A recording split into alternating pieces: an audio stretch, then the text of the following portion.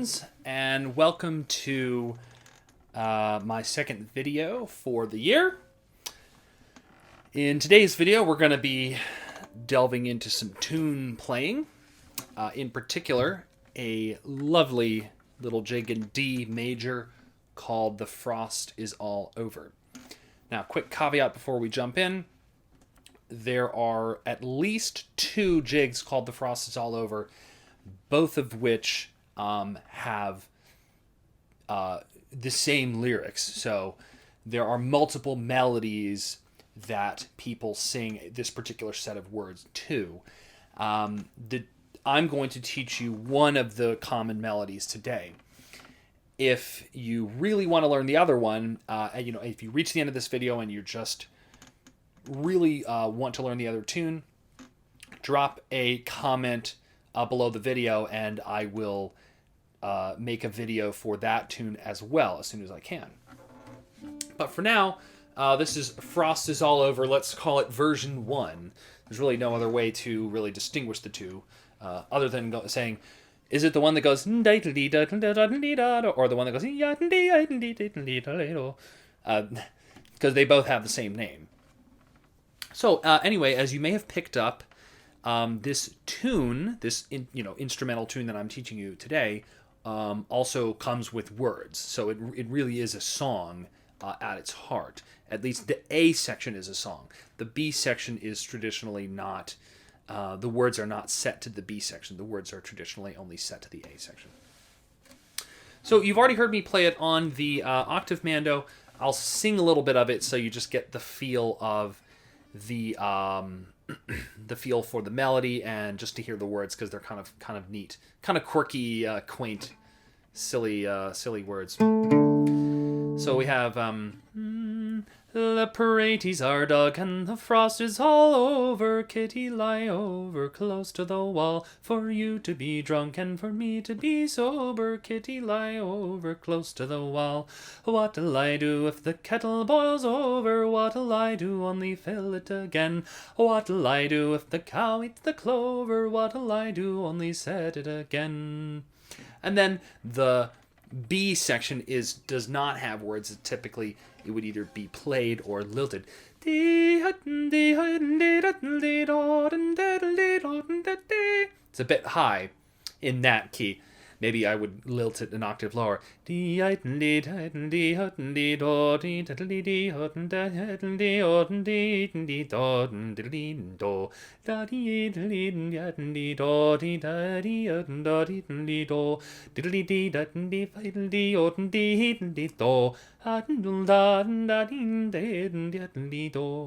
That's the B section, although I had to switch octaves a bit there because it was out of my range.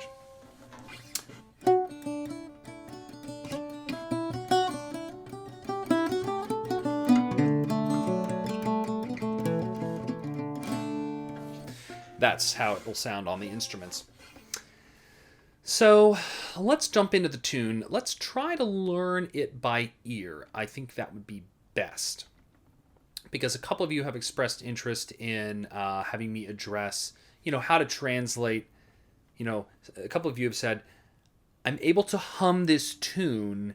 How do I translate that to my instrument without, necessarily reading the music or having someone tell me what the notes are?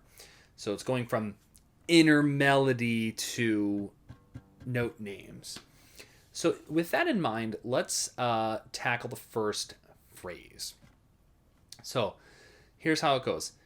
Dee da dee da dee da dee da do. I'll sing it again. Dee da dee da dee da dee da do. So what are some of the main notes we hear? Well, we hear ta. That was the beginning and the ending. Dee da dee da dee da do. Do. We also heard the note right above that. Da do. Da do. Right now I'm just making very simple observations, just gathering data. So we have a da, we have a da. Let's listen for the highest note. Dee-ah-dee, dee-ah-dee, dee-ah-dee, dee-ah-dee. Can you sing the highest note? Da. That's what it was, right? So we have our da da da, and now we have a da, which feels, that high note feels rather climactic, doesn't it? Let's listen again, see if we hear any lower notes. Pardon me. Dee-ah-dee, dee-ah-dee, dee-ah-dee, dee-ah-dee. Can you sing that lowest note that I hit? I'll do it again. Dee-ah-dee, dee-ah-dee, dee-ah-dee, dee-ah-dee. Sing that lowest note. It's da. Remember it? Dee-ah-dee, dee. Right there, da. And then there's one more. There's that connector note that takes us from the beginning to the low part, to the low note. Dee-ah-dee, dee. Da-da-dee. In the middle of that sandwich. Dee-ah-dee, dee-ah-dee. It ascends and it descends and ascends. It takes us down and up. Dee-ah-dee, dee-ah-dee, dee-ah-dee, dee-ah-dee. That. So we've got our starting and ending pitch, its upper neighbor, that climactic pitch at the top, the connector pitch under the starting pitch, and then the low floor, as it were. So what I'm trying to do here is ease you into this with a very non-technical approach, right? So I'm not even talking about scales, keys, anything related to music theory. I'm just counting on your ability to tell up from down in pitch. If you can tell up from down in pitch, then you can at least orient yourself this far without any knowledge of music theory, right? Because you hear the notes, you can hopefully differentiate them and tell which ones are higher and which are lower.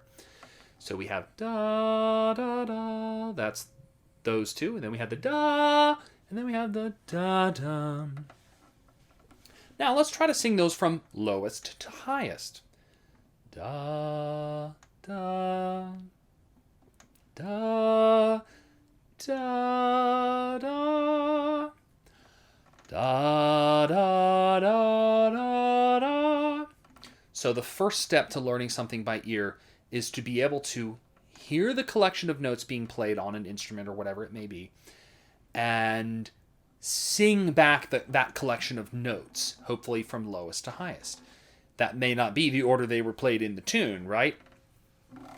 But this is it's like unscrambling, right? All these notes are thrown at your ears, and you unscramble them and you order them. Okay, we have da, we have da, we have da, we have da, we have da. Now we can analyze it, right? So, which of these notes is the tonic? Is it this one?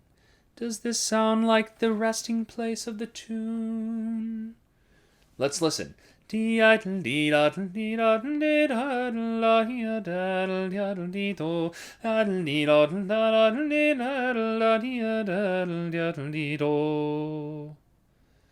come to land on this note?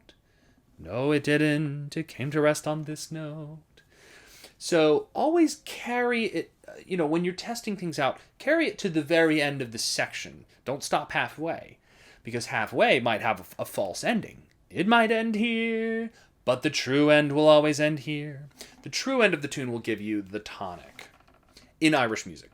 In other genres, I cannot vouch for what silly tomfoolery they might be doing, but in Irish music, the final note, well, I should say, the final note barring any connector notes, any notes that obviously are forming like a little scale or an arpeggio to return to the beginning again.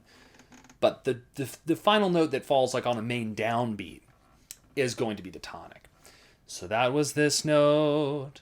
So that gives us a little bit of our bearings. We have da, da, da, da, da, and that bottom note is a tonic. So now we have to decide, is this in major or minor? I already said at the beginning of the video, but just to be thorough, we should Test do, re, mi, or do, re, mi. Which one fits the intervals in this tune? Here's the tune melody. Da da da da da da da dee dee da da da dee da da. Does that note da fit into do, re, mi, or do, re, mi? Hopefully you can tell it's do, re, mi. Now, most of you are probably able to tell major from minor just based on a very sort of vague sensation of happy versus sad.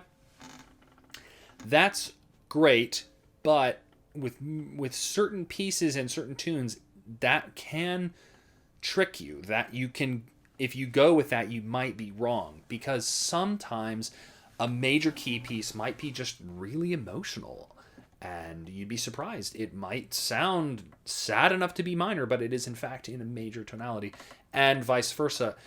A minor key tune that's really, peppy and zesty can be mistaken. It can be mistaken for major because of that quality. And then, of course, with Irish music, we also have to deal with the two so-called intermediate modes. I just made that term up right now. The Dorian and Mixolydian, which sort of sit between major and minor. But leaving those two aside for now, in this case, we do hear the do, mi, and we test it by singing do, re, mi. Right? You have to test it because your intuition might be right, but you just want to be sure. So, for example, I've had some students that sit there and go, do, mi, do, re, mi. That's not the right. You're singing mi, but you're saying mi, but you're actually singing the pitch of me. So you have to be very careful when you check it. Do, re, mi. Make sure it sounds like do, a deer, a female deer, from The Sound of Music. If it doesn't sound like that, it's not major. At least that particular span of intervals. The song doesn't have to literally go like that. I'm sure you all knew that. Anyway, so we have do and we have mi, so this is a major key. And then we have this note. So this is mi, and then we have our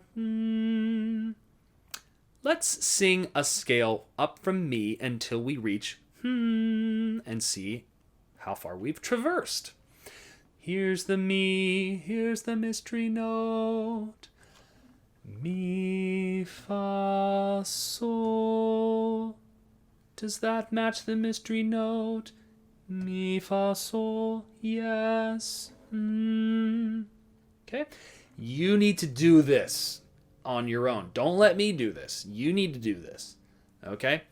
So, sing mi, fa, sol, mi, sol. Ready, go. Mi, sol.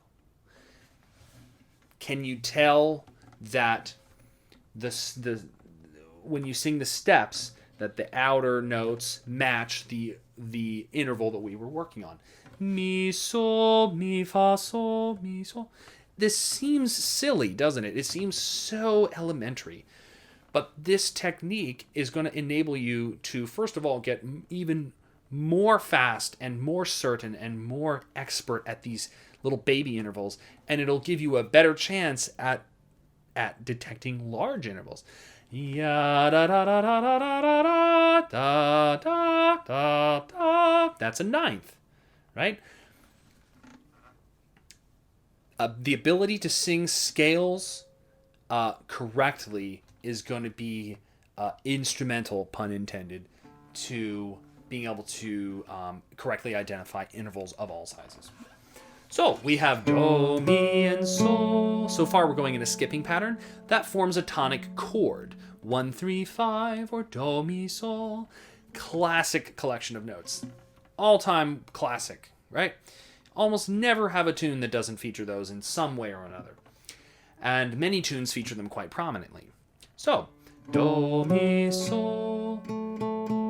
that means that sol was that so-called starting note that we kept talking about, because the mi and the do were the two that we had below that.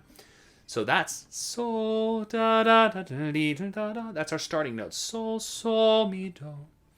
Now we need to find the upper neighbor to sol, which is very, very easy. Sol, la, sol. Okay? Sol, la, sol. I like those because there's an L at the end of sol, and then there's an L at the beginning of la. So it just creates this beautiful legato. Sol, la, sol. L is what the old medieval theorists called a liquescent consonant, meaning that it has a vowel-esque quality. There were special neumes, which are the old-fashioned notes, if you will. There were special neumes for liquescent consonants. Anyway, so sol, la, sol. Get that sound in your head, right? Sol is kind of a resting place, but it's not quite as comfortable as do. But it does have a certain finality to it. Sol. And then la has this yearning kind of mellow... it definitely has a certain beauty to it, a certain softness, I think. Why are all these things the case? You could probably write a whole doctoral thesis about this, from analyzing different frequency ratios and historical reasons and all kinds of stuff. But for whatever reason, I think la has a softer sound, and then sol sounds more resolute. Sol, la, sol. So it's a nice interplay, those two, right? Sol, la, sol. And then, of course, many of you have probably figured out that high note we had, na, di, there's do, da, do, da. That is the high do, the octave. And if you weren't able to tell that, then you need to practice singing octaves. Da, da, da, da, da, da. And then pick a different pitch. Da, da, da, da, da, da.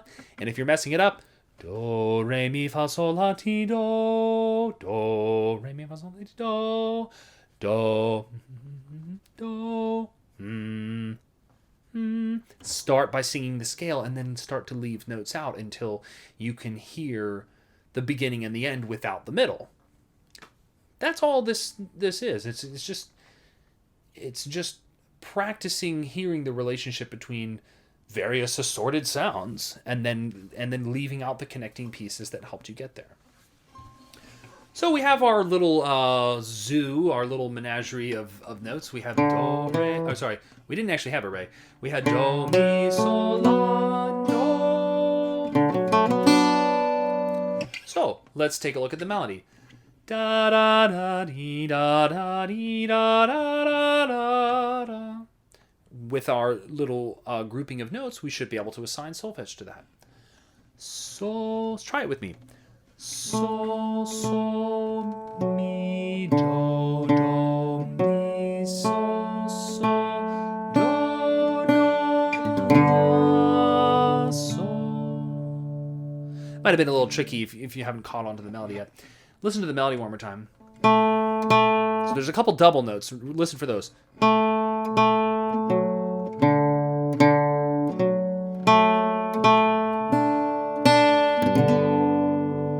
In fact, almost all of them are double. Da da dee da da dee da da dee dee da. So the sols and dos are all doubled. The mi and la are single. So sol, sol, mi, do, do, mi, sol, sol, do, do, la, sol. Right? Pick up your instrument. Let's play that. This is in the key of D. So do is D, mi is F sharp, and sol is A, la is B, and the high do is, of course, D.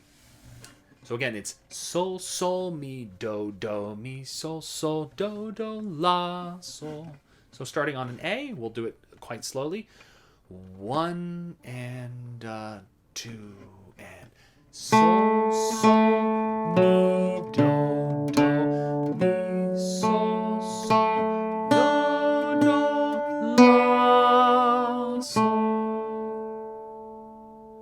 All right. Sing it and play it. Well, unless you're a flute player. Which I don't think any of you are playing your flutes currently. So let's sing it and play. So your fiddle or your guitar or whatever it is you're playing. So we're going to sing the solfege and play at the same time. 1 and 2 and sol, sol, mi, do, do, mi, sol, sol, do, do, la, sol. Great.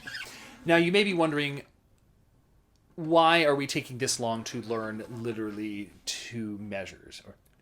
Yeah. Well, it's because the point of this video isn't just to teach you the tune as quickly as possible, because the quickest way to do that would literally just be to give you a link to the sheet music, and you could probably learn it in about 10 minutes. The point of this video is to use the tune as a teaching tool to learn some more important and more fundamental and greater skills than just the ability to play this one tune. I mean, that's a perfectly nice skill, the ability to play this one tune.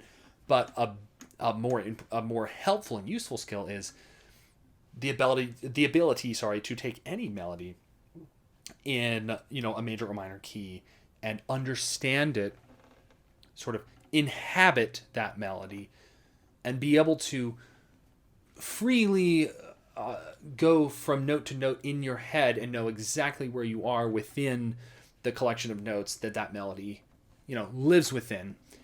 And so that enables you not only to play a whole selection of tunes, very easily, but it also enables you to be creative, to compose, to vary, to ornament, in a stylistically appropriate way. So that's the skill we're going for, is understanding this scalar system that Irish tunes live in, and being able to audiate, sing, and play this system of notes. So let's do the second phrase. So thus far we have our second phrase is kitty lie over close to the wall. Kind of a memorable little phrase. Has a nice little lilt to it. Does it sound resolved or unresolved? I would argue that it sounds unresolved. Here's the do, and here is where we ended. Do. What is that? Is that re? Is that mi? Let's check. Da da. Is that? Can you fit another step inside of that interval? Da da da. Well, you can, but it's a half step. You hear how close those intervals are? That means 2 half steps is a whole step, and a whole step is one normal step of the scale. A whole step up from do is re. So what I'm trying to say is that you can't fit another scalar step between the 2 notes that we're looking at. That means that it's do to re, which is a whole step. You can fit a half step, but that's an accidental. That's outside of the key. So listen again. The 2 notes in question are da and da. Da, da, do, re, mi. Of course, singing up another step confirms, you recognize mi, so that seems to confirm that re was in the correct spot. But if you wanted to get really scientific, you could try do, re, do, di, re. D, not like D, the note on the piano, but D-I. Is sharp do. Do, di, re. That that would be the ultra scientific way of confirming your re. Anyway, so this phrase ends on re, and it has another distinctive note in it. Listen very carefully. See, I want you to, try to keep your ears peeled and try to hear when there is a note that has a certain amount of tension or propulsion associated with it, rather than this very neutral collection that we started with. Take a listen to the tune from the beginning and see if you hear this very distinctive note.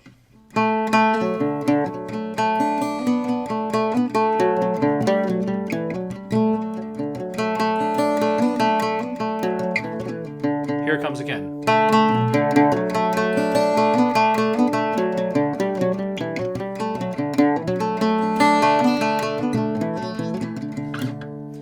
Now, I probably helped to give it away because I sort of grimace every time I get to it. So I probably gave it away with my body language. But maybe you were able to hear it anyway. It's fa. Listen.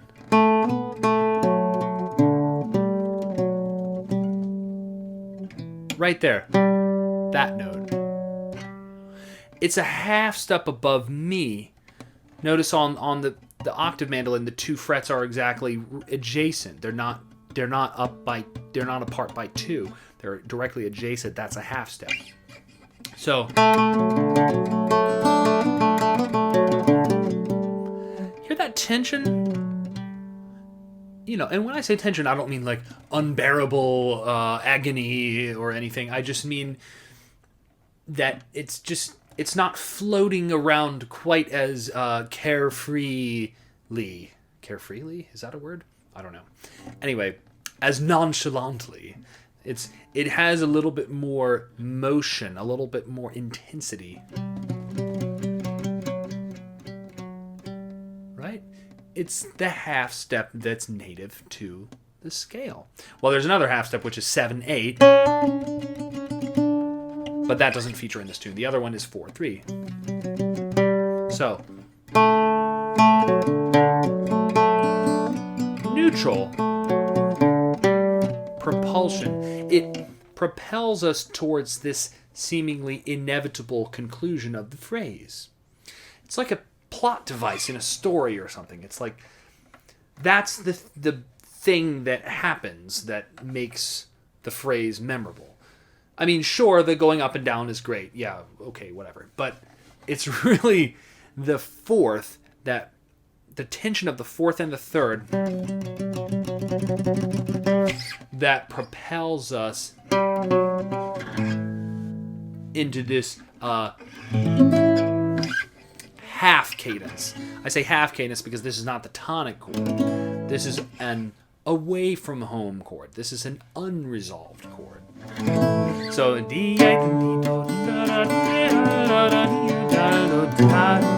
hear that tension? Half resolved, right? We're not home yet. This is home away from home.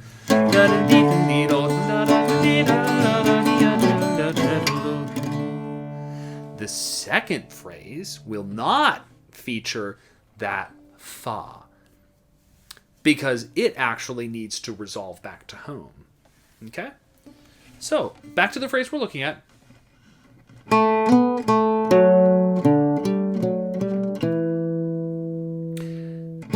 Starts on sol. You can figure that out, right? Sol, la, sol.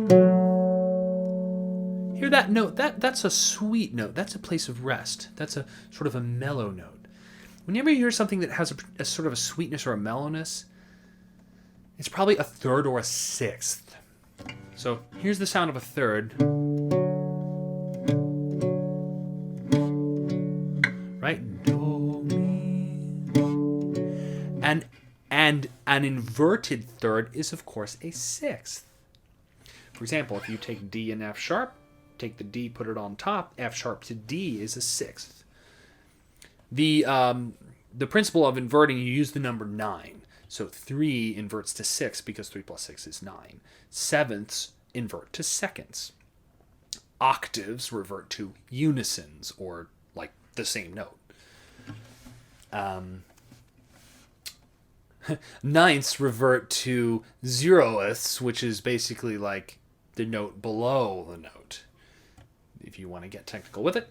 Anyway, so here's a third, and here's a sixth. Both have that mellowness, that softness that you don't hear with a fifth. That's a little more stentorian. And a fourth has more tension, doesn't it? Because it wants to be the third. So anyway, I'm trying to get you to develop a sonic. There we go. A sonic relationship with these pitches. That's the third. Quick little do. Our money note, fa, mi, fa, re. And of course it lands on re. Re, being a step above do, is the primary counterpart to do, at least melodically speaking. A lot of times your half phrase is going to land on re.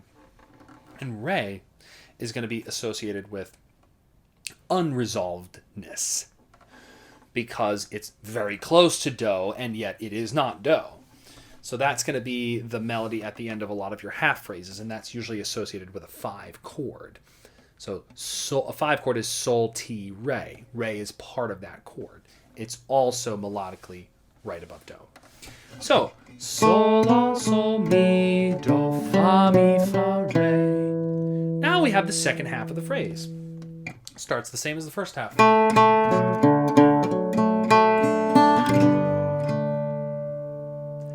Right, so we've covered 3 phraselets, if you will. The 2 parts of the first phrase, and now the first part of the second phrase. And now we have the 4th phraselet, which will close out the A section, and that will be different from its counterpart in the first phrase. If this terminology doesn't make any sense, I totally understand, because I am confusing myself. Basically, I'm dividing it into 4 phraselets. Number 1, sorry. That's phraselet number 1. Number 2. Number 3 is the same as number 1. And number 4 is different than 2.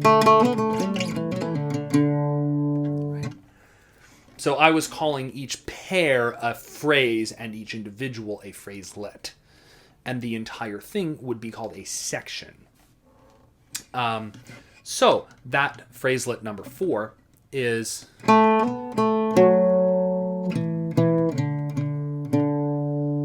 Now 2 had gone like this. By hitting the fa, phraselet number 2 had sort of propelled itself into a half cadence. Just by virtue of creating that tension. But this final phraselet is not going to do that. Sorry.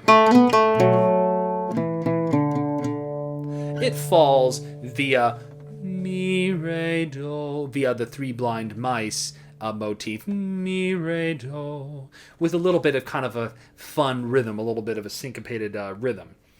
When I say syncopated, I don't mean that the notes themselves are actually played unevenly. I mean that the placement of the pitches implies 2 pairs over top of a triple feel. So, for example, you have triplet. Triplet is the underlying rhythm of the jig, and yet you have 2 E's and 2 D's. Sorry. Well, there's really 3 D's, but the final D is a downbeat. And so you have E, E, D, D, D. So it doesn't quite match up with the triple feel underneath it. And that's why that has kind of a little sassy feel at the end. Take a listen. So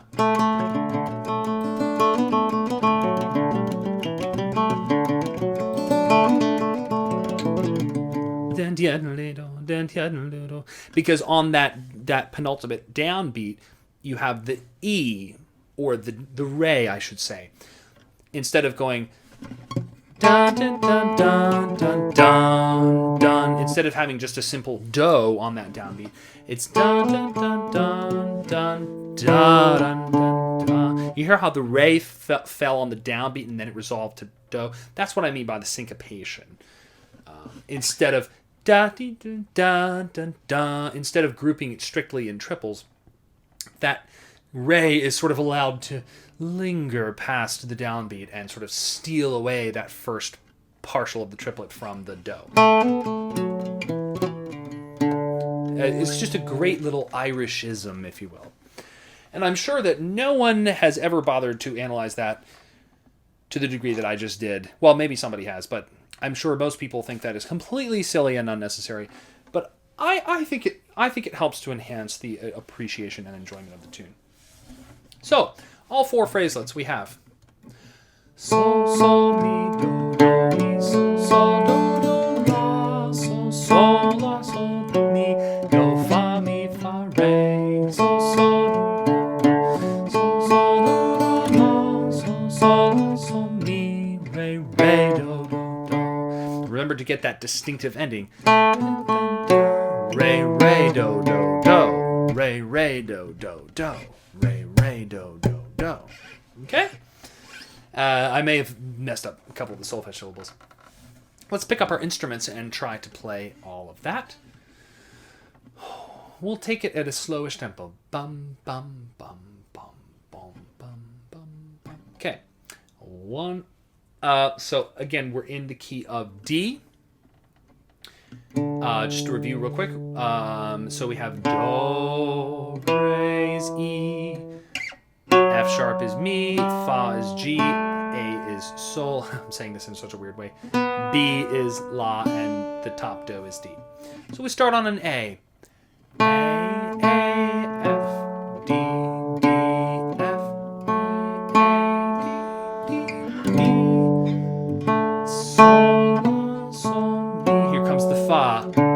Na, na, na, Re. Second phrase.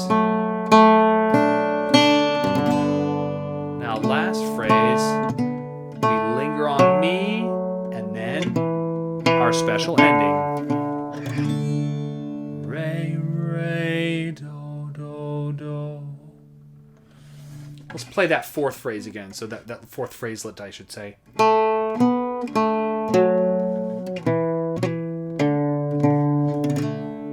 Play that with me. 3 and 4 and.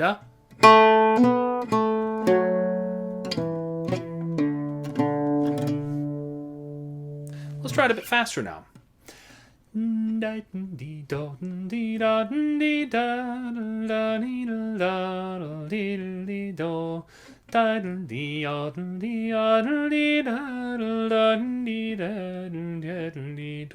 Sing it with me first. 3 and 4.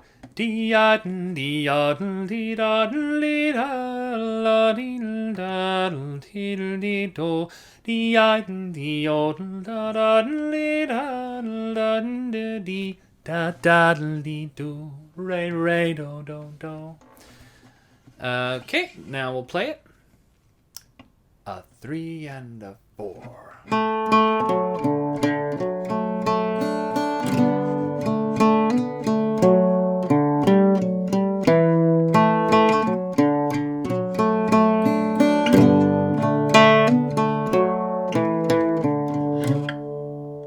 Starting to sort of stick in your head. The more you sing it with intent and focus and with understanding, the better you will play it. I know it's tempting to just sit there and like drill the tune, and that's part of it, but if you can sing the tune and picture the intervals in your head, sol, mi, do, mi, sol, sol, do, la, sol, sol, la, sol, mi, do, fa, mi, fa, re, sol, mi, do, mi, sol, sol, do, la, sol, sol, la, sol, mi, re, re, do, do.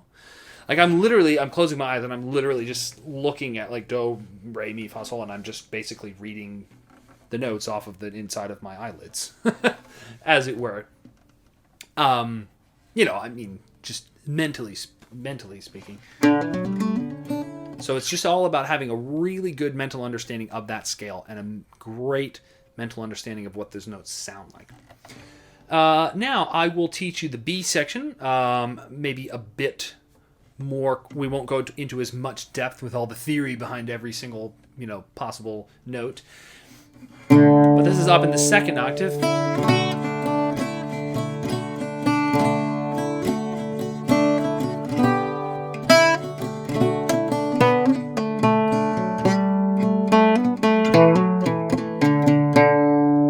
Do you recognize the ending?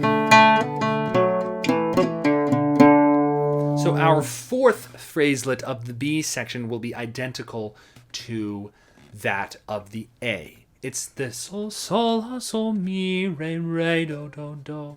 Sing that with me one more time. Sol, sol, la, sol, mi, re, re, do, do, do. Sol, sol, la, sol, mi, re, re, do, do, do. Sol, sol, la, sol, mi, re, re, do, do, do. So that's our ending. So we'll file that away. Now let's listen to the first phrase.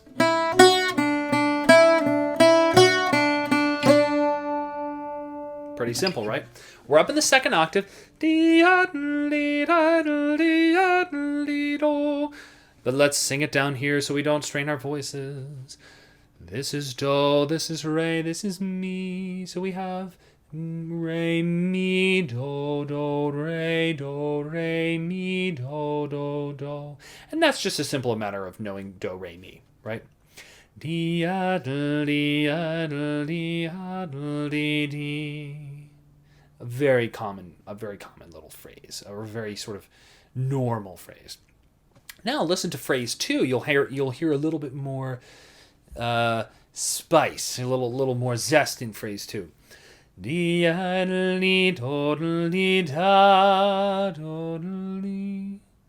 hear the tension building? Right? Why is that happening? Well, what note is right above me? Fa. In all my videos, I go on and on and on and on about fa and the importance of being able to hear that note. Well, here it is again. Take a listen to it in context.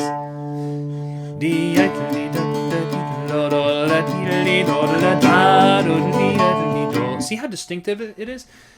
The first part of that section was all so neutral. I mean, it's happy, but it's neutral. The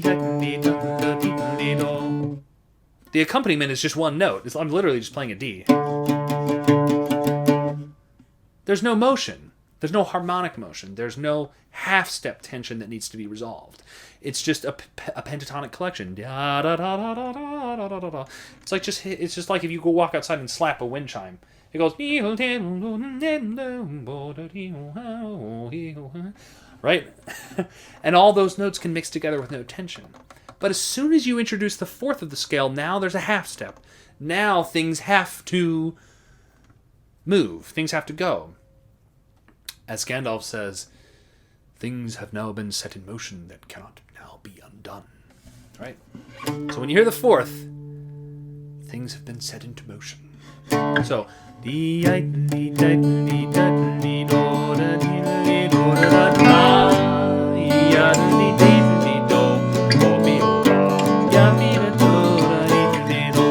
that propels the tune towards its inevitable conclusion, as I like to call it. So, re, mi, do, do, re, mi, do, do, do. First phrase. Second phrase. Re, mi, do, re, mi. Fa, fa, re, mi, fa. These are all just little scalar snippets, right? Re, mi, fa, re, mi, fa. Now, our third phrase. Sorry. Perhaps the most distinctive phrase of the melody, actually. Na. Here's our do. That's do, re, mi. So we have mi, re, do. What did I tell you about sweet sounding notes? especially ones that feel like they're lingering just a step above this resolution. So, ya da da dee ya. Hear how that da lingers above the da. That's la above sol, right? Mi re do la sol sol do. That's a tricky one, isn't it? It's sort of snuck in there really quickly. Very fast there. Sol do. Sol do. Another sweet note, another color note. Down below, that's probably mi, isn't it? It's outlining a chord. Sol do mi. Let's move it up. Sol do mi. Do mi sol, sol do mi. It's just an inversion. And then it hits that tension note, that money note with the G, the fa. Sol do mi fa. That's the most distinctive phrase of the whole tune. Mi re do la sol sol do fa, or do mi fa. Let me try that again. Mi re do la sol sol do mi fa.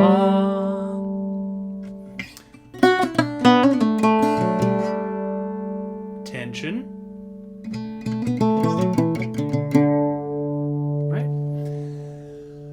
So the fa, in this case, does appear right before the actual end of the phrase, not the half phrase. It appears at the half phrase as well, at the end of that second phraselet. But then it appears again one last time before the true conclusion of the tune, just to give it a little extra push at the end, right? So that's the end of the half phrase. Sorry.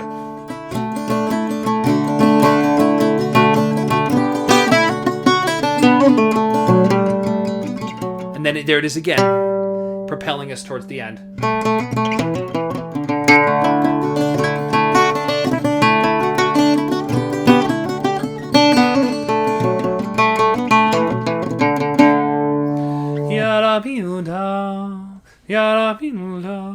Sol, sol, do, mi, fa.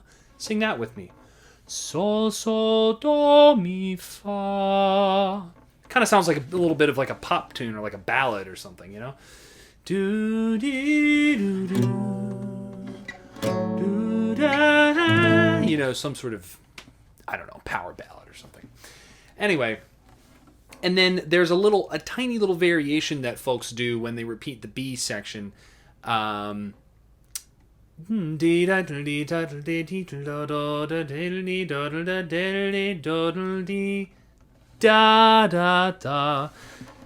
the top of that, so it's the third phraselet of the B section, but on the repeat. So also known as the second half of the B section on the repeat. Instead of going re, mi, fa, mi, re, do, they go re, mi, fa, sol, mi, do. So A, F sharp, D replaces F sharp, E, D. It's just a more climactic hill, right? So here's the two phrases in the first repetition, and then the second repetition, instead of, and that runs right into the la. So here it is in context.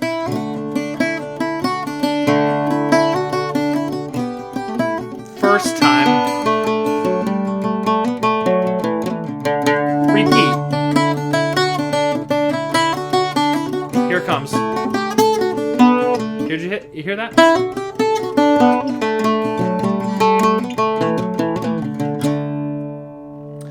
All right, it is now time to play the whole tune with me. So here we go from the beginning. It's dee-idle, dee-idle, dee-idle, dee-daddle, daddle, dee-daddle, daddle, dee-do, daddle, dee-idle, dee-idle, dee-daddle, daddle, dee-daddle, dee-do. Okay, here we go. Let's get out your instrument. Starting on two A's. A, F, D, D. Remember those double notes there at the beginning? So we'll play the whole tune. A 1 and a 2.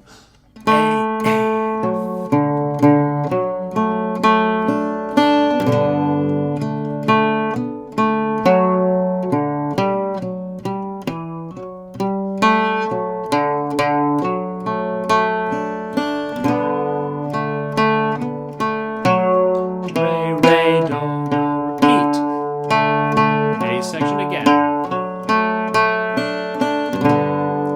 Second phraselet. Fa, mi, fa, re. Third phrase, same as the first. And the fourth phrase. 3 blind mice. B section. Up in the high octave. Climb to the G.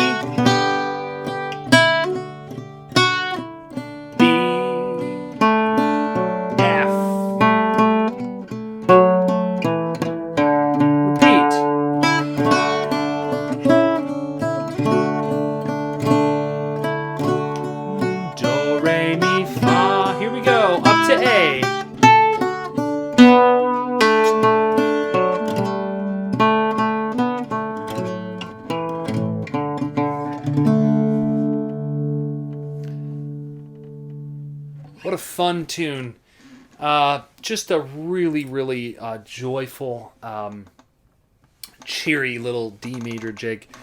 And I hope you enjoyed this kind of deep dive into all of the notes that make up this tune and their relationship to one another, and hopefully the auditory relationship that you're going to be building with these notes. So anyway, I hope you enjoyed this Frost is All Over version 1. There is another tune out there. If you want to learn that one, just drop a comment or send me a message, and I'll get cracking on that one as well. All right, have a good one. See you next time.